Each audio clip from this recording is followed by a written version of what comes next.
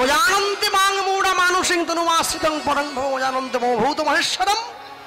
বোকা মানুষগুলো যেমন আমাকে মানুষ দেখে ভুল করে, তুমি কি আমাকে সেই রকম ভাবলে নাকি? হ্যাঁ, মনে রাখবেন, আমি সকলের জন্য বলছি, ভগবানের মন্দির, ভগবানের মঠ নির্মাণ হওয়া দরকার। সনাতন ধর্ম রক্ষা হবে কি করে? ভগবানের মঠ মন্দির তৈরি হতেই হবে। কিন্তু দয়া করে সব মন্দির, সব মঠকে ধাম বানিয়ে ফেলবেন না। ধাম হতে গেলে তার যোগ্যতা থাকতে হয়। ধাম হচ্ছে 4 ধাম। একটা হচ্ছে রামেশ্বরম, একটা বদ্রীনাথ, একটা দ্বারকা, একটা পুরী, 4 ধাম। কিন্তু ভক্ত মুখে স্বীকৃত হয়েছে আরো 2টো ধাম, একটা নবদ্বীপ ধাম, একটা বৃন্দাবন ধাম। কিন্তু বৃন্দাবন ধামকে আমরা ধাম বলি বটে, প্রকৃত ভক্তরা বলে শ্রীধাম বৃন্দাবন। আগে ধাম, পরে বৃন্দাবন, শ্রীধাম বৃন্দাবন। যত যত ধাম আছে সবার নামের পরে ধাম আছে। পুরী ধাম, নবদ্বীপ ধাম আছে, বৃন্দাবনের আগের দিকে ধাম, শ্রীধাম বৃন্দাবন। কেন? বৃন্দাবনের আগের দিকে শ্রী শব্দ ব্যবহার করা হচ্ছে। শ্রী শব্দ হচ্ছে লক্ষ্মীবাচক, যার ঊর্ধ্বে কোনো সৌন্দর্য হয় না। জড় জগতের যত সৌন্দর্য সব বৃন্দাবনে পাওয়া যায়, তাই শ্রীধাম বৃন্দাবন। শুধু জড়জাগতিক সৌন্দর্য নয়, অপ্রাকৃত সৌন্দর্যের ধাম হচ্ছে বৃন্দাবন। হ্যাঁ, বৃন্দাবনে কোনো গরুর গলায় দড়ি নেই, কোনো গরুর গলায় দড়ি নেই। বৃন্দাবনের গরুগুলো পর্যন্ত আমাদের শিক্ষা দেয়, তাকিয়ে দেখো, তোমাদের মতো আমরা মায়ার বন্ধনে আসক্ত নই। বৃন্দাবন, হ্যাঁ, এই যে আমার মা বসে আছে, সকলে আমার মাকে দেখেছেন, চেনেন অনেকে। হ্যাঁ, আজ থেকে 8 মাস আগে বৃন্দাবনে আমার বিয়ে দিয়ে এনেছে আমার মা। তো বৃন্দাবনের সঙ্গে আমার সম্পর্ক বড় নিবিড়, আমি জানি। বৃন্দাবনের ব্রজগোপীদের যে ভাবনা, যে ধারণা, যে রাধা অনুরাগ, তার 1 সিকি আমাদের নেই, 1 সিকি আমাদের নেই। হ্যাঁ, বৃন্দাবনের ব্রজগোপীরা রাধে বলে বলার সঙ্গে সঙ্গে চোখ দিয়ে ঝরঝর করে জল এসে যায়, বলা মাত্রই কেন একবারে মুখের ডগায় বসে আছে। কেন জানেন? সব সময়ের জন্য জানবেন, আমাদের বাংলার মায়েরা 12 হাত শাড়ি পরে, বৃন্দাবনের মায়েরা 14 হাত শাড়ি পরে। কোমর থেকে নিচটা 7 হাত, কোমরের ওপরটা 7 হাত, এই পর্যন্ত ঘোমটা দেওয়া থাকে। প্রাতঃকালে উঠে নিজের এই মুখটা আগে গোবিন্দকে দেখায়, তারপরে নিজের স্বামীকে দেখায়, তারপরে বাকি সকলের জন্য। হ্যাঁ, এই ভালোবাসা সবার নেই। বৃন্দাবনের ব্রজগোপীরা হসপিটালে ভর্তি হলে, অসুস্থ হলে, নার্সিংহোমে ভর্তি হলে, এখন সন্ধ্যা আরতি হয় না, নার্সিংহোম বিছানায় শুয়ে ডাক্তাররা, ব্রজগোপীরা তারা নার্সিংহোমে থেকেই নিজের ডিউটি করতে করতে ডাক্তাররা বলে, হে রাধে, তোমার আরতি যেতে পারলাম না, আমার তো কাজ আছে, আজকের দিনটা ক্ষমা করে দাও, কালকে ভোর থেকে আমি যাচ্ছি। পারবেন এই ভালোবাসা দিতে? পারবো না। কোনো মন্ত্র নেই, কোনো যাগ যজ্ঞ জপ ধ্যান কিচ্ছু নেই, শুধু অন্তরের ভালোবাসা আছে। হ্যাঁ, আমার স্ত্রী আমাকে বলে, জানো তো, এই জগতে কোনো নারী যদি কোনো পুরুষকে বসে আনতে চায়, নিজের দেহের 2 থেকে 3টে ইন্দ্রিয় ব্যবহার করলেই একটা পুরুষকে হাতে রাখা যায়। আমি বললাম, হ্যাঁ, তা তুমি পারো। তুমি কেন, জগতের যে কোনো মেয়েই পারে। কিন্তু এরপরে আমাকে ঠোকা দিয়ে বলে, শোনো, আমাদের গোবিন্দ হচ্ছে একমাত্র পুরুষ যাকে বসে রাখতে আমরা নিজেদের দেহের 11টা ইন্দ্রিয় সম্পূর্ণভাবে গোবিন্দ চরণে দিয়ে দিয়েছি, তবে আমাদের বসে আছে। আমাদের কথায় উঠতে বললে ওঠে, আমাদের কথায় কৃষ্ণকে বসতে বললে বসে। লাঠি দিয়ে ভয় দেখাই, বসো, কোথায় যাচ্ছ, এইখানে বসো। এই ভালোবাসা আমাদের নেই, 1 সিকিও নেই। হ্যাঁ, শুধু মুখে বলি ভালোবাসি ভালোবাসি ভালোবাসি, না, একে ভালোবাসা বলে না, একে ভালো লাগা বলে। ভালোবাসা বাঁচতে গেলে আগে বাসাটা ভালো তৈরি করতে হয়। হ্যাঁ, এই জগতের যত দেবদেবী আছে, যত মানুষ আছে, সবাইকে যিনি কামনা বাসনায় মোহিত করেছেন তার নাম মদন, তাই তো? মদনকে যিনি মোহিত করেছেন তিনি হচ্ছেন মদন মোহন। সেই মদন মোহনকে যিনি মোহিত করেছেন তিনি কে? মদন মোহন মোহিনী শ্রীমতী রাধা রানী। এত সহজ। এই পৃথিবীতে যত শক্তিশালী বস্তু আছে জীব জগৎ, সব থেকে বেশি শক্তি হাতির গায়ে আছে। কি ঠিক বলিনি? 10,000 হাতির অঙ্গে যে শক্তি আছে, এক ইন্দ্রের ঐরাবতের গায়ে সেই শক্তি আছে। 10,000 ইন্দ্রের ঐরাবতের অঙ্গে যেই শক্তি আছে, এক ইন্দ্রের হাতের বজ্রে সেই শক্তি আছে। 10,000 ইন্দ্রের বজ্রে যেই শক্তি আছে, এক ব্রহ্মার কমণ্ডলুতে সেই শক্তি আছে। 10,000 ব্রহ্মার কমণ্ডলুতে যেই শক্তি আছে, এক দেবাদিদেব মহাদেবের ত্রিশূলে সেই শক্তি আছে। 10,000 দেবাদিদেব মহাদেবের ত্রিশূলে যেই শক্তি আছে, এক মহাদেবের তৃতীয় লোচনে সেই শক্তি আছে। 10,000 মহাদেবের তৃতীয় লোচনে যেই শক্তি আছে, এক মা কালীর খড়গে সেই শক্তি আছে। 10,000 মা কালীর খড়গে যেই শক্তি আছে, এক সুদর্শন চক্রে সেই শক্তি আছে। 10,000 বিষ্ণু সুদর্শন চক্রে যেই শক্তি আছে, এক গরুর পাখির অঙ্গে সেই শক্তি আছে। 10,000 গরুর পাখির অঙ্গে যেই শক্তি আছে, তাকিয়ে দেখো এক ব্রহ্মাস্ত্রে সেই শক্তি আছে। 10,000 ব্রহ্মাস্ত্রে যেই শক্তি আছে, এক পবন নন্দন হনুমানের অঙ্গে সেই শক্তি আছে। 10,000 পবন নন্দন হনুমানের অঙ্গে যেই শক্তি আছে, এক গোবিন্দের উপমাধুর্যে সেই শক্তি আছে। 10,000 গোবিন্দের রূপে যেই শক্তি আছে, এক গোবিন্দের হাসিতে সেই শক্তি আছে। 10,000 গোবিন্দের হাসিতে যেই শক্তি আছে, এক গোবিন্দের মুরলীর ধ্বনিতে সেই শক্তি আছে। 10,000 গোবিন্দের মুরলীর ধ্বনিতে যেই শক্তি আছে, এক রাধারানীর চরণ তলে তার থেকে অধিক শক্তি। ভালোবাসা, যত ভক্তি পথের ভালো, যত অনুরাগ দেখছেন আপনারা, যত ভক্ত দেখছেন, এরা সব রাধাচরণের দাস। রাধাচরণের দাস আছে না? শ্রীকৃষ্ণ চৈতন্য প্রভু দাস অনুদাস। শ্রীকৃষ্ণ চৈতন্যের যারা দাস, তাদের যারা দাস, আমি তাদেরও অনুদাস। এরপরে মাগলেন সেবা ও বিলাস মাগে নরোত্তম দাস। কত বড় কথা বলছেন, মনে রাখবেন যারা বসে আছেন এই স্থানে, সব সময়ের জন্যে। হ্যাঁ, চাইলে অঙ্কে 80 পাওয়া যায়, চাইলে ইংরেজিতে 100 পাওয়া যায়, চাইলে বিজ্ঞানে 100 পাওয়া যায়, কিন্তু চাইলেই রাধাচরণের দাসত্ব স্বীকার করা যায় না। এজন্য রাধারানীর কৃপা পেতে হয়। কৃপা মানে করে পাওয়া। পৃথিবীতে গোবিন্দকে ভালোবাসার যত পন্থা, সব রাধাচরণ থেকে বেরিয়ে এসেছে। তারপরেও যখন রাধারানী বলে আমি আলা ভোলা গোয়ালিনী কৃষ্ণ সেবার কিবা জানি, তখনই গোবিন্দ আমার প্রেমে একেবারে গলে যায়, আর তো থাকতে পারে না। কাশীধামের রানীমা কাশীধামের সকল গরিব দুঃখীকে একটা করে সোনার মোহর দিয়ে বেড়াচ্ছে। রুহিদাসের ঘরের দরজার সম্মুখে এসে যখন রুহিদাসের হাতে দিয়েছে, রুহিদাস বলছে রানীমা এটা আমার লাগবে না, আপনি নিয়ে যান।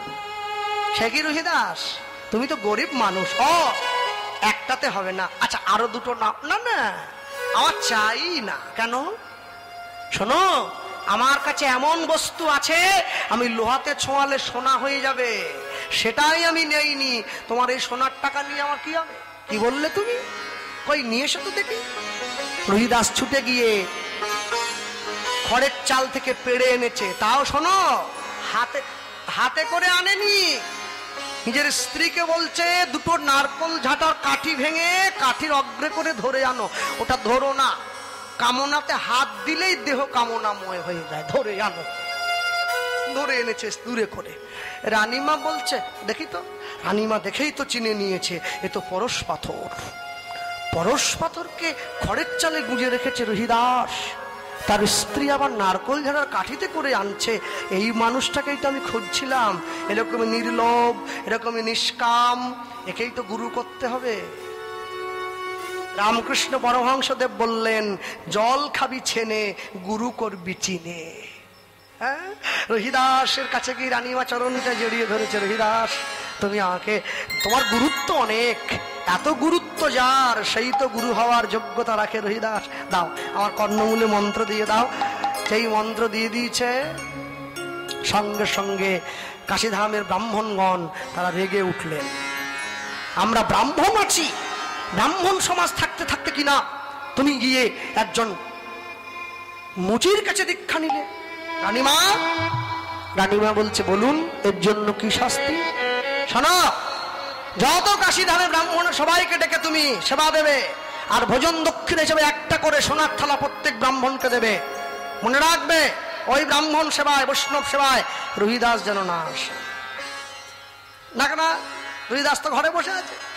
সকল ব্রাহ্মণগণ রান্না করলেন, সপাকে রান্না করে সোনার থালা দক্ষিণা নিয়ে এইবারে যেই হাতে তুলেছে প্রসাদ, মহাপ্রসাদে গোবিন্দে নমো ব্রাহ্মণে বৈষ্ণবে স্বল্প পুণ্য টাংরা যেন বিশ্বাস নই বই উপজায়াতে শরীরে অবিদ্যা যায় জনেন্দ্র দায়ে নাল জীবে ফেলে বিষয় সাগরে, তার মধ্যে জিহামতি লোভময় সুদূর মতি তাকে যেটা কঠিন সংসারে কৃষ্ণ বড় দয়াময় করিবারে জিহা জয় সপসাদ অন্ন দিল ভাই, সেই অন্নামৃত পাওয়া কৃষ্ণের গুণ গাও প্রেমে ডাকো চৈতন্য নিতাই, চৈতন্য নিতাই। এই রুহিদাস সেই ব্রাহ্মণগণ সেই প্রসাদের দানা বদনে তুলতে গেল। সকল ব্রাহ্মণ তাকিয়ে দেখছে, সকল ব্রাহ্মণের পাশে আজ রুহিদাস বৈষ্ণবে বেশে বসিয়া আছে। রুহিদাস বৈষ্ণব বেশে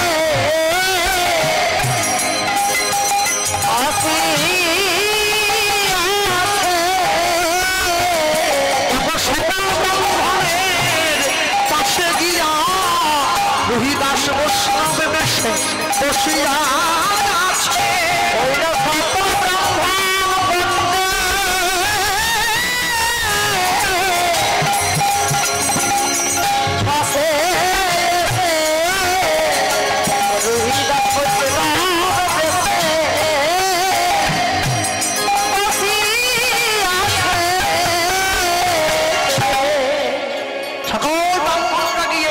রুহিদাসের চরণে পড়ল, রুহিদাস আমাদের অন্যায় হয়ে গেছে, ক্ষমা করে দাও। শোনো, ক্ষমা তো পরম ধর্ম। যে নিজের ব্যথা বুঝতে পারে সে মানুষ, যে পরিবারের ব্যথা বুঝতে পারে সে তো মহামানুষ, যে সমাজের ব্যথা বুঝতে পারে সে তো মনীষী, আর যে জগতের ব্যথা বুঝতে পারে সে তো ভগবান। আমার কৃষ্ণ তোমাদের কৃপা করবে, তোমরা নাম করো, তোমরা ভক্ত হবে, বিভক্ত হবে না, সকলে এক হয়ে থাকবে। রুহিদাসের বয়স হয়ে গেছে, ঘরের মধ্যে শুয়ে আছে। প্রভু, সংসারের মায়ায় অনেক তো হলো, এবার আমাকে তোমার চরণে জায়গা দাও। রাতের অন্ধকারে সওদাগর বসে ভগবান রুহিদাসকে স্বপ্ন দিচ্ছে, রুহিদাস এসো আমার কাছে। প্রভু, হ্যাঁ কোথায় আছো তুমি? হস্তিনাপুরে। যুধিষ্ঠির মহারাজ রাজস্ব যজ্ঞ করছে, আমি সকলার পা ধুইয়ে দিচ্ছি, তুমি এসো, সেইখানেই আমি তোমারও পাটা ধুইয়ে দেবো, তোমাকে বুকে জড়িয়ে ধরবো, গুরুদেবের ইচ্ছা পূরণ করব। হ্যাঁ, কিন্তু প্রভু আমি তো হস্তিনাপুর চিনি না, আমি ভীমকে পাঠিয়ে দিচ্ছি, ভীম যাবে তোমায় আনবার জন্য, তুমি এসো। ভীমের সঙ্গে ভীম এসেছে, রুহিদাস ভীমকে সঙ্গে নিয়ে যাচ্ছে। ভীমেরও দেখে বড় ভালো লেগেছে, বাবা বা আহা, হ্যাঁ এই নাকি ভক্ত আমার গোবিন্দ, এর জন্য কত দুঃখ করেছে, তাকে আমি আনতে এসছি। রুহিদাসের সেই পোডলাটা ভীম মাথায় নিয়েছে। হ্যাঁ চলুন আমি আগে যাই, আপনি পিছনে পিছনে। ভীম পিছনে যা আগে যায়, রুহিদাস পিছনে পিছনে যায়, বলতে বলতে যায়, এসো ভাই নাম গাই, কৃষ্ণ নাম হরি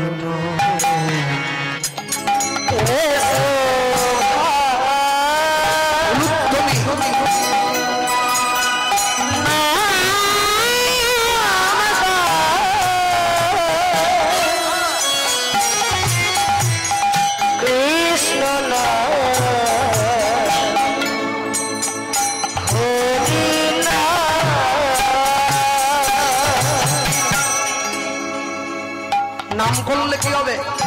দূরে যাবে ত্রিতাপ জ্বালা, তোমরা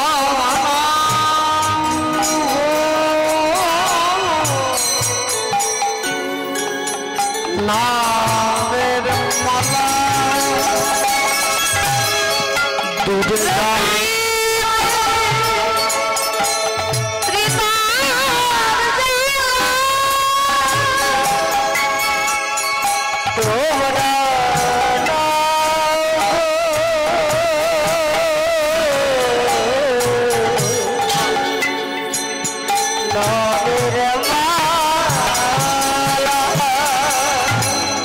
দূরে যাবে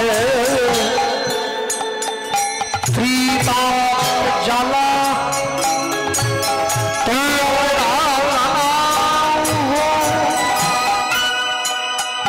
নামের মালা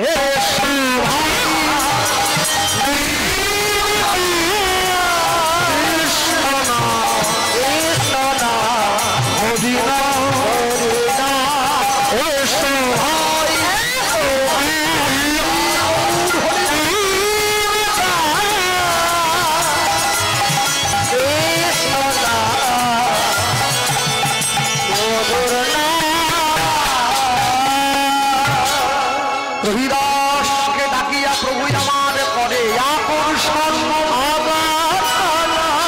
বক্ষ চাপি দিলেন গাডয়া লিঙ্গ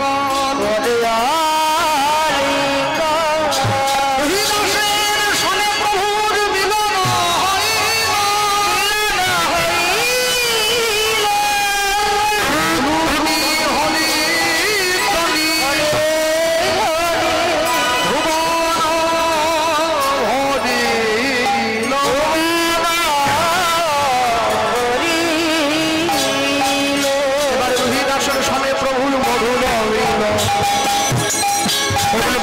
মিলন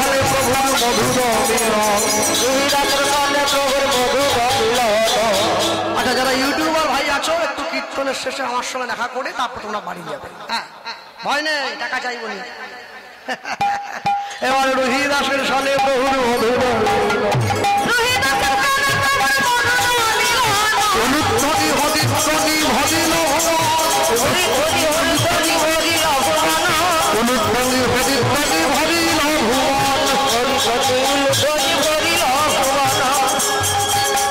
হরি পুরুষ জগৎ বন্ধু মহায়োগদারণ জয় জয় রাধা ললিতা বলো দেবে চরণ এটাই গৌর হরি বল, এটাই গৌর হরি বল। যেমন তুলসী তেমনই থাকে, যেমন ফুল তেমনই থাকে, যেমন মালা তেমনই থাকে, না শুকায় না পচে যায়। এখানেই প্রমাণ হয় জগন্নাথের ব্রহ্মশিলা সাক্ষাৎ জীবন্ত। যারা অভক্ত তারা এগুলো বোঝে না। মানুষ কত নিম্নগামী জানেন? আজকে আসার সময় আমি যখন জলপথের রাস্তা দিয়ে ঘুরলাম, রাস্তার পাশে একটা তিরপল টাঙিয়ে ছোট দোকান করে লটারির টিকিট বিক্রি হচ্ছে। যে বিক্রি করছে সে বাড়ির মা গিয়ে লটারির টিকিট মেয়ে মানুষ জুয়ার জিনিস বিক্রি করছে।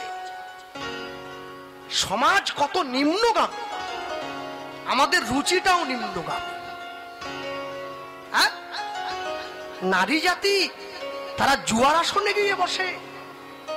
মনে রাখবেন, অনেক যত্ন করে আত্মার উন্নতি করতে হয়, একটু অবহেলা করলে তার অবনতি হয়ে যায়। আপনি 10 দিন সাধুর সঙ্গে মিশুন, মনোভাব সাধুর মতো তৈরি হবে। আপনি 10 দিন চোরের সঙ্গে মিশুন, মনোভাব চোরের মতো তৈরি। এই গ্রামের নাম কি? হাড়াল। আড়াল নাকি? আড়াল, ওই যে গাড়াল কালীতলা। এই যে, হ্যাঁ, এই গাড়াল গ্রামে একটা গোয়ালা আছে, প্রত্যেক দিন 10টা বাড়িতে দুধ দিয়ে বেড়ায়। ওর গরুটা আবার 10 কিলো দুধ দেয়। হ্যাঁ, আমি প্রথমেই শুনেছি। গাড়াল বারবার ধরে বলছি কেন? একটু মায়েদের দিয়ে বলিয়ে নিলাম, ঘুমোচ্ছে তো। হ্যাঁ, এই গ্রামে একটা গোয়ালা আছে, প্রত্যেকদিন 10টা বাড়িতে দুধ দিয়ে বেড়ায়। ওর গরুটা আবার 10 কিলো দুধ দেয়। তা যেহেতু গ্রামে রথ উৎসব কেন্দ্র করে কীর্তন হবে, মেলা হবে, পুতুল নাচ, হ্যাঁ, তা সেই গ্রামে ওই কলকাতায় থাকে একজন এসেছে, সে গোয়ালাকে ডেকে বলছে যে কালকে থেকে আমার বাড়িতে 1 কিলো করে দুধ দিয়ে যাস। কেন? আমার মেয়ে জামাই এসেছে, আমার নাতিটা এসেছে, ওকে দুধ দেবো। গ্রামের খাঁটি গরুর দুধ। কত করে দাম নিচ্ছে? বলে আগে 60 টাকা কিলো, আমি তোকে 80 টাকা করে দেবো। গোয়ালা চিন্তা করছে দুধের দাম তো 1 ধাক্কায় 20 টাকা বেড়ে গেল, কিন্তু গরুকে যদি বলি তোকে আমি 20 টাকা বেশি দিচ্ছি, 1 কিলো দুধ বেশি দে, ও তো দেবে না, ওটা 10 কিলোই দেবে। তা আমি জীবনে কোনোদিন দুধে জল মেশাইনি, এত ভালো খদ্দের আমি ছাড়বো না। না, এখানে সব ভালো গোয়ালা, আমি মেদিনীপুরের কথা বলছি। ও চিন্তা করলো খদ্দার হাতছাড়া করলে চলবে না, আমাকে খদ্দার ধরতেই হবে। 10 কিলো দুধে 1 কিলোর জল দিলে কে আর দেখতে যাচ্ছে? 11 কিলো করে দিয়েছে। ওই বাড়িতে দিচ্ছে 1 কিলো। মালিকটা একবার গামলা পেতে নিয়ে গেছে 1 কিলো দুধ। মালিকের স্ত্রীর আবার দুধটা পছন্দ হয়নি। দুধ দেখছে এতদিন পর্যন্ত অনেকে আমার সঙ্গে মিশেছে, এইভাবে তো কেউ মেশেনি। জল যেভাবে মিশলো, পড়া মাত্র আমার রঙে রং হয়ে গেল, ধরতেই পারবে না। দুধ ভাবছে এই এতদিন পরে বন্ধু পেয়েছি, আয় বন্ধু বুকে আয়, জড়িয়ে ধরেছে। জল বলছে শোনো ভাই, তুমি 60 টাকা কিলো 80 হয়ে গেছো, আমি তো 6 টাকা লিটার, আমাকে কে কেনে? দুধ বলছে আমি তোর বন্ধু হয়ে তোকে কথা দিলাম, আজ থেকে যখনই জীবনে তুই আমার সঙ্গে মিশবি, আমিও যে দামে বিক্রি হব, তুইও সে দামে বিক্রি হবি। যা। দুধের দামও 80 টাকা, জলের দামও 80 টাকা। জল মেশানো দুধ তো 100 টাকা দাম। কে আটকাচ্ছে? মালিকের স্ত্রী ভাবছে ঠিকই আছে, কিন্তু জল মেশানো দুধটা পাতলা মনে হচ্ছে, নাতিটাকে পাতলা দুধ খাওয়াবো। উনুনে বসিয়ে একটু আঁচটাকে ঢিমে করে দিয়েছে, একটু কম আঁচে ফোটালে জলটা উড়ে যাবে, দুধটা ঘন হয়ে নিচে বসবে, তবে তো খাওয়াবো। যখনই উনুনে বসিয়ে আঁচটা কমিয়ে দুধটা ফোটাচ্ছে, জলটা উড়ে যাচ্ছে, দুধ ভাবছে আমার বন্ধুত্ব নষ্ট হয়ে গেল, সর্বনাশ। কি হবে? এইবারে উতলে উঠে আগুনটাকে নিভিয়ে দেওয়ার চেষ্টা করছে। মালিকের স্ত্রী দেখছে আসল জিনিসই যদি চলে যায়, নাতির মুখে দেব, আবার মগে করে জল নিয়ে আবার উনুনে। দুধ বলে বন্ধু আয়, এই জন্যই অপেক্ষা করছে।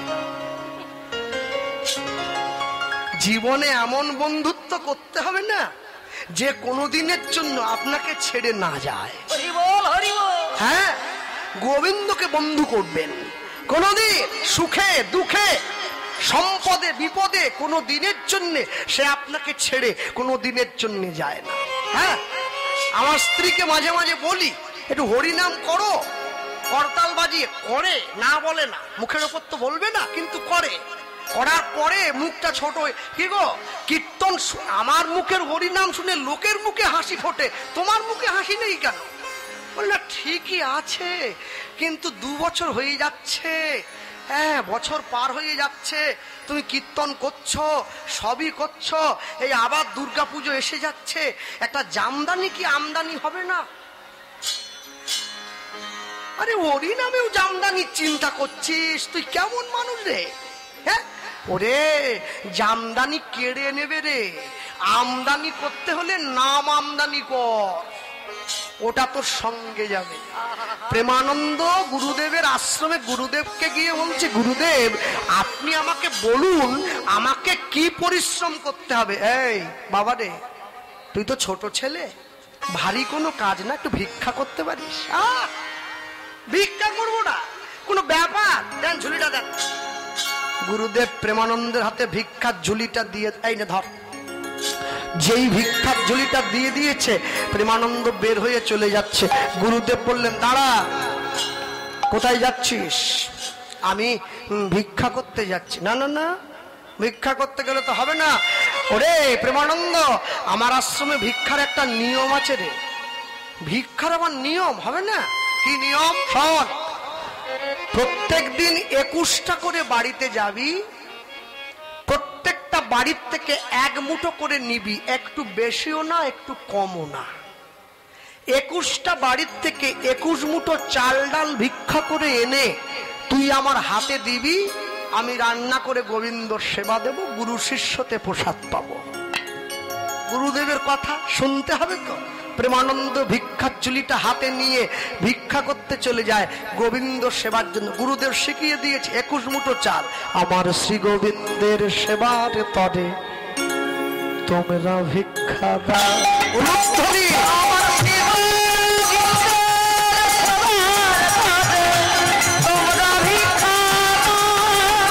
আমার শ্রী গোবিন্দের সেবার তরে তোমরা ভিক্ষা দাও।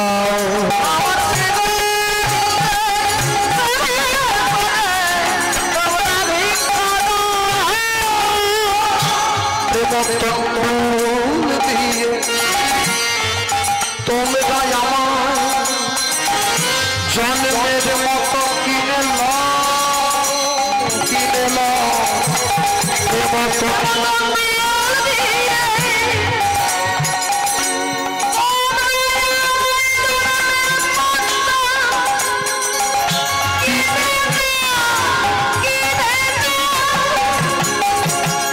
শ্রী গোবিন্দের সেবার তরে তোমরা ভিক্ষা দাও। হরি বল।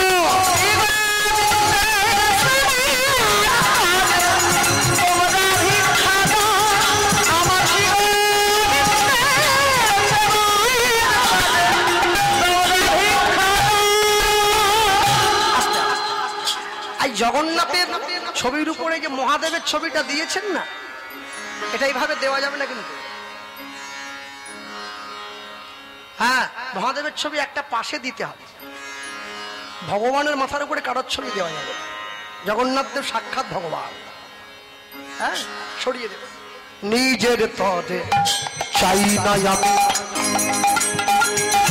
চাই যে তারি লাগে।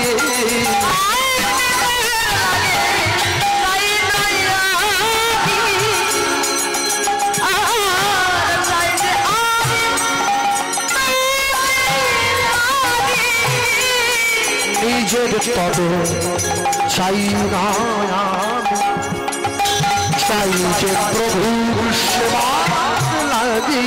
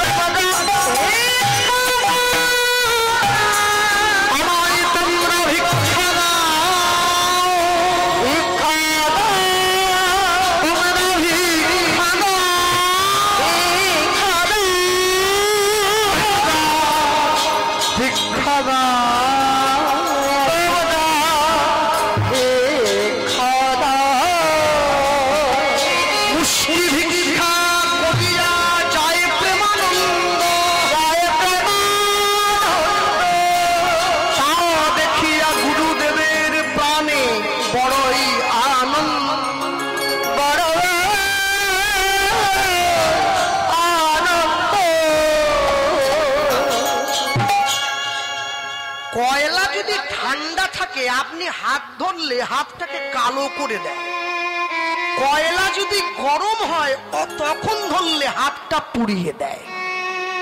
অসৎ সঙ্গ যেমনই হোক ওটা খারাপ, ঠান্ডা হোক চাই গরম। সাধুর সঙ্গ, সাধুর সঙ্গ সর্বশাস্ত্রে কয় লব মাত্র, সাধু সঙ্গ কৃষ্ণ ভক্তি প্রেম। সাধু সঙ্গ করবেন, সৎ সঙ্গ করবেন। গাছ থেকে তিনটে উপায়ে ফল পাওয়া যায়, একটা গাছে উঠে পেড়ে নেওয়া, একটা ঢিল দিয়ে পেড়ে নেওয়া, আর একটা গাছ ফলটা নিজের ইচ্ছায় আমাদেরকে দান করে। ভগবান সাধুরূপে যে ফল আমাদের দিয়েছেন এটা জোর করে পেড়ে নেওয়া নয়, গাছে উঠে পেড়ে নেওয়া নয়, এটা অনেক লোকের বাঞ্ছা, অনেক প্রকার কৃপাতে করেছে বহু নামের উপচার। জগৎজীবকে কৃপা করবার জন্য নাম, যার যে নাম ভালো লাগে সেই নাম। হ্যাঁ, ভক্তমণ্ডলী মায়েরা সম্মুখে গিয়ে গুরুদেবের হাতে দেয়। এইবারে বলি, গুরুদেব কিন্তু প্রেমানন্দকে আসল ইতিহাসটা বলেনি। প্রেমানন্দ প্রত্যেক দিন আশ্রমে ভিক্ষা করে নিয়ে যাওয়ার পরে গুরুদেব যখন সেগুলি যখন রসই করে গোবিন্দের ঘরে পৌঁছাবার পরে মন্দিরের দরজাটা বাইরে থেকে বন্ধ করে দিয়ে যখন হরিনাম গায়, সংকীর্তন গেয়ে তিনটে টোকা দিয়ে আচমন করে যখন দরজাটা খুলে দেয়, গুরুদেব দেখে থালায় অর্ধেকটা অন্ন নেই, বাটিতে অর্ধেকটা ব্যঞ্জন নেই, গ্লাসে অর্ধেকটা জল নেই। ভগবান প্রতিদিন নিজে এসে সেবা করে যায়। একে আত্মমত সেবা বলা হয়। আর যে সেবা আমরা করি একে প্রকারান্তর সেবা বলা হয়। ভগবান সেবা করেন না, দর্শন দিয়ে যান, ওখানে সাক্ষাৎ সেবা করেন। ভক্তমণ্ডলী মায়েরা যারা বসে আছেন এই জায়গায়, এই যে মায়েরা বসে আছেন, সারা জীবন রান্না করে শুধু বাড়ির লোকদের খাইয়েছেন। মনে রাখবেন, যেদিনকে আপনাদের হাতের রান্না গোবিন্দ সেবায় লাগবে, মহাপ্রভুর সেবায় লাগবে, সেদিন রান্না শেখা সফল হবে, তার আগে নয়। কেন? ভগবানের জন্য রসই করার সৌভাগ্য সবার হয় না, সবার হয় না। ভগবানকে সেবা দিতে পারে কজনা, সে ভাগ্য কজনার হবে? সবাই সে ভাগ্যের অধিকারী হতে পারবে না। ভক্তমণ্ডলী মাতৃবর্গ প্রেমানন্দ প্রত্যেক দিন সেই প্রসাদ পায়। ব্রহ্মসংগীতায় বলা হলো, যে ব্যক্তি 365 দিন গোবিন্দের প্রসাদ পায় তার আচরণটা হয় দেবত্ব ভাব, দেবতার মতো। আর যে ব্যক্তি 365 দিন মাংস খায়, আচরণটা হয় আসরিক ভাব সম্পন্ন, অসুরের মতো। হ্যাঁ, ভগবান মনে মনে চিন্তা করছে, প্রেমানন্দ তুমি প্রত্যেক দিন এত সহজে আমার সেবা দিয়ে দাও, আমি তো মানবো না। আমি কি মানবো? আজ একটু আমি পরীক্ষা নেব। কি পরীক্ষা নেব? শোনো, পরীক্ষা তারই নেওয়া হয় যে পড়াশুনো করে আসে। যার পড়াশুনো নেই তার আবার কিসের পরীক্ষা?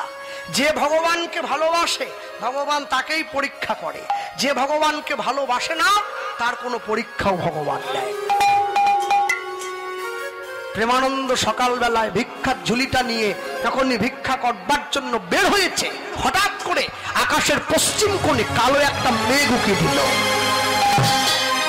আস্তে আস্তে করে সেই মেঘে পুরো আকাশটা ভরে গেল। আর যখনই সেই পুরো কালো মেঘে আকাশটা ভরে গিয়েছে, ঝমঝম করে বজ্রবিদ্যুৎ সহকারে বৃষ্টি নেমে এলো। প্রেমানন্দ ছুটে গিয়ে গুরুদেবের সামনে দাঁড়িয়ে বলছে, গুরুদেব আমি কি করে ভিক্ষায় যাব? আকাশটা। প্রেমানন্দ একবার যা বাবা, আমার গোবিন্দকে উপবাস করে থাকবে, একটি বার চা। ওরে তুই ভিক্ষা না করলে গোবিন্দকে সেবা দেবো কি করে, একটু যা। গুরুদেবের নিষেধটা প্রেমানন্দ ফেলতে পারলো না। ভিক্ষার ঝুলিটা কাঁধে নিয়ে 10 বছরের ছোট ছেলে গ্রামের মানুষের ঘরে ঘরে গিয়ে দরজায় টোকা দিচ্ছে, কে আছো মা, একটু দরজাটা খোলো, আমি প্রেমানন্দ, আমাকে এক মুঠো ভিক্ষে দাও, আর এক মুঠো দিলেই আমি চলে যাব, আর গুরুদেবের সেবা হবে, আর গোবিন্দ সেবা। দরজার ভেতর থেকে ডাক দেয়, প্রেমানন্দ আজ নয় কালকে আসিস বাবা, আজকে আশ্রমে ফিরে যা। এক মুঠো ভিক্ষা দিল না। যে করে হরির চিন্তা, হরি করে তার চিন্তা, যে করে লোকের মন্দ, তার মন্দ করে গোবিন্দ। প্রেমানন্দ ভিক্ষার ঝুলিটা নিয়ে কাঁদতে কাঁদতে ফিরে যাচ্ছে। ভগবান বসে বসে ভাবছে, আরে বা এত ভালোবাসিস তুই তো পরের বাড়ির ছেলে রে। রামানন্দ স্বামী না হলে আমার নিজজন, আমাকে সেবা দিতে না পারলে তার না হলে চোখে জল আসে। তুই 10 বছরের শিশু, তুই গোবিন্দ সেবার কি জানিস? তোরও চোখে জল এসেছে, এই যে অনুরাগ এসেছে তোর, এতেই আমি খুশি হয়েছি। জমিদার ঘরণী বসে আছে, বৃষ্টিতে বসে, বারান্দায় বসে বৃষ্টির শোভা দর্শন করছে। এমন সময় তাকিয়ে দেখছে একটা ছেলে হাঁটতে হাঁটতে চলে যাচ্ছে, ভিক্ষার ঝুলি কাঁদেন। এই কে রে, দাঁড়াতো। যেই হাত বাড়িয়েছে দাঁড় করিয়ে দে। এদিকে এত বৃষ্টিতে একটা কুকুর বেড়াল রাস্তায় বেরোয়নি, তুই কি চোর বদমাইশ নাকি? এই যে চোর বলেছে, দাঁড়িয়ে। মা আমি চোর নই, আমার নাম প্রেমানন্দ। প্রেমানন্দ এই নাম তো আমাদের গ্রামে শুনিনি। দাঁড়া। জমিদার ঘরণী ওপর থেকে নিচে নেমে, এদিকে কোথায় গিয়েছিলি? মা আমি একটু ভিক্ষা। ছি ছি ছি ছি, তোর বাবা মা কত নিষ্ঠুর। ঘন ঘন বাজ পড়ছে, মুষলধারে বৃষ্টি হচ্ছে, নদীটা ফুলে উঠেছে, আর তোকে তোর পিতা মাতা ভিক্ষায় পাঠিয়ে দিয়েছে। নাম বল, বাবা মায়ের নাম বল, আমি দেখে নিচ্ছি। মা আমার বাবা মা আমাকে পাঠায়নি, আমার গুরু।